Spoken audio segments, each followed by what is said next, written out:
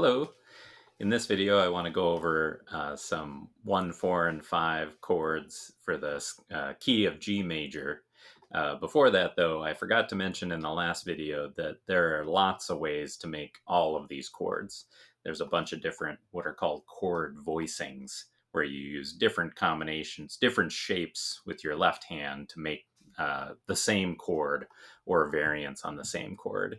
I'm just going to show some of the easiest ways to do these particular chords, but down the road, you're probably going to want to learn some different ways to make some of the same chords. Okay, so today we're talking about the key of G major.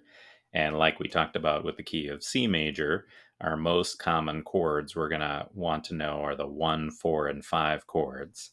And we find those based on the G major scale. So if we look at the open G string, and that's note number 1, G, note number 2 is A, note number 3 is B, note number 4 is C, and note number 5 is D. So the 1, 4, 5 chords are the G chord.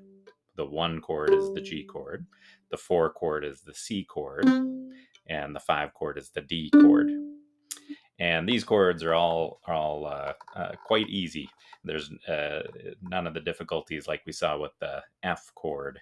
So the G chord we already met, and that's this guy. So it's middle finger on the 3rd fret of the E strings, index finger on the 2nd fret of the A strings, and then you play all 4 strings. So there's the number 1 chord, the G chord in the G major key.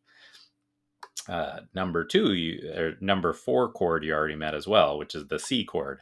So it's the same shape as the G chord, we just move it down.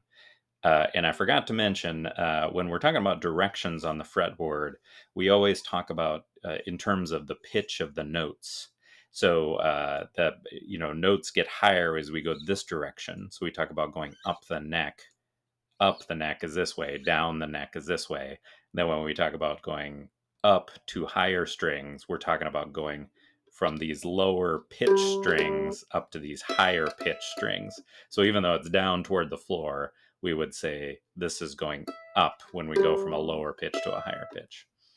Okay, so back to the number 4 chord, the C chord is that same shape as the G chord, moved down to the next strings over. So it's on the A string, it's the 3rd fret with your middle finger. On the D string, it's the 2nd fret with your index finger, and then it's all 4 strings. So that's the C major chord, or one way to make the C major chord. The number 5 chord, the D chord, is like this. So you take your middle finger and put it on the 2nd fret of the E strings, and then your index finger on the 2nd fret of the G strings, and then the other strings are open. You play all 4, and that's D major. So like we did with C major, let's play our little chord progression of a couple measures each of chord 1, chord 4, back to chord 1, then to chord 5, and then back to chord 1. And again, this would be a real common chord progression. The amount of time you'd spend in the chords would vary between different melodies, but this progression of 1, 4, 1, 5, 1 is a real common chord progression you'll see again and again in lots of kinds of traditional music. So, and we'll also do that same strumming pattern where on beat 1, we'll just hit our bass note, our G strings.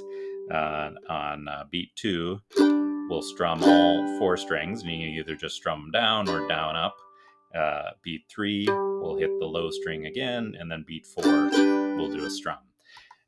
And this is basically the same as a guitar often does. So they often call this the boom chuck pattern. So boom with the bass note, then chuck where you strum through all the strings. Okay, 1, 2, 3, 4. There's our 1 chord. We'll do for a couple of measures. Now we'll go to our 4 chord, the C chord. Back to our 1 chord, the G chord. Then to the 5 chord, the D chord. Then finish up back on the 1 chord, the G chord. Great. Thanks all. Let me know if you have any questions.